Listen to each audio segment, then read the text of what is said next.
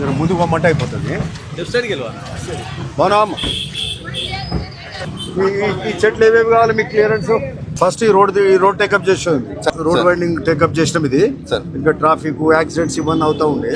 So మనం HMD ఫండ్స్కి వెళ్ళి మనం some of the roads we're taking up కదా, అలా ఈ రోడ్ తీసుకుంటే అయిపోతుంది. సరే, ఇప్పుడు రెండు సైడ్ల బాక్స్ కల్వర్ట్స్, బాక్స్ డ్రైన్స్.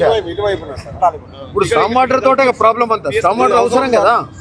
ఇప్పుడు ఒకటి డీసీ గారు, మనకి ఈ కరెంట్ పోల్ ఇది మనకు కొంచెం పక్కకు ఉండదు కానీ దాన్ని ఏం చేసేది.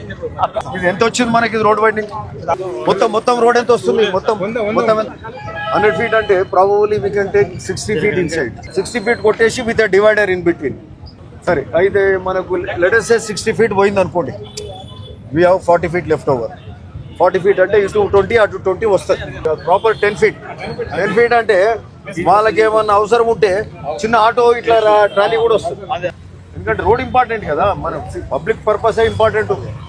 మనం ఇక్కడ షాపులు కానీ మనం కానీ ఎవరం కానీ వ్యక్తులు ఇంపార్టెంట్ కాదు. ఇక్కడ యాక్సిడెంట్స్ అయ్యి రోజు మనుషులు పోతుంటే ఎట్లయితుంది? 10 feet ఫుట్పాత్, ఇంట్లోనే మనకు బాక్స్ కల్వర్ట్ వస్తుంది, బాక్స్ డ్రైన్ వస్తుంది, స్టామ్ వాటర్ డ్రైన్ వస్తుంది పైకి వెళ్ళి. లెవెల్స్ చూసుకొని మీరు ఇట్లా కిందకి వదిలిపెట్టి ఇక్కడ డ్రైన్ స్టామ్ వాటర్ అంతే కదా. And over that we'll have a footpath. ఈ షాప్స్లో కూడా బాగానే ఉంటుంది, వాళ్ళకు కూడా మంచిగా ఉంటుంది.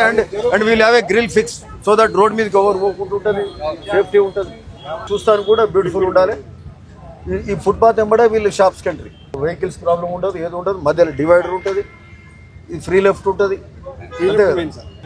ఇక్కడ ప్రాబ్లం ఉంది కదా, ఇక్కడ మనకు ప్రాబ్లం ఉంది కొంచెం.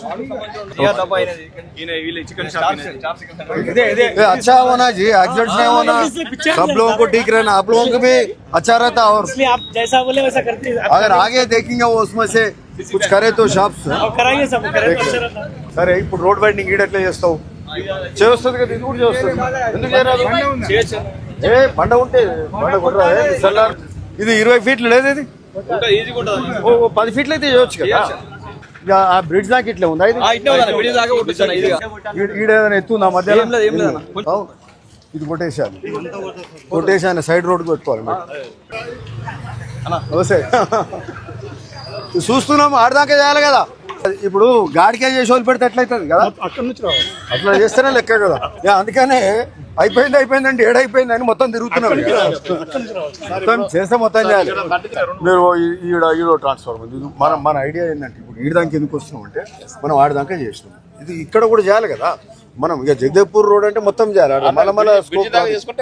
మనకు ఐడియా క్లారిటీ ఇక్కడ మంచిగా ఉంది చూడండి. గాడికి వచ్చి సర్వీస్ రోడ్ కట్టుపోతుంది, దిగిపోతుంది.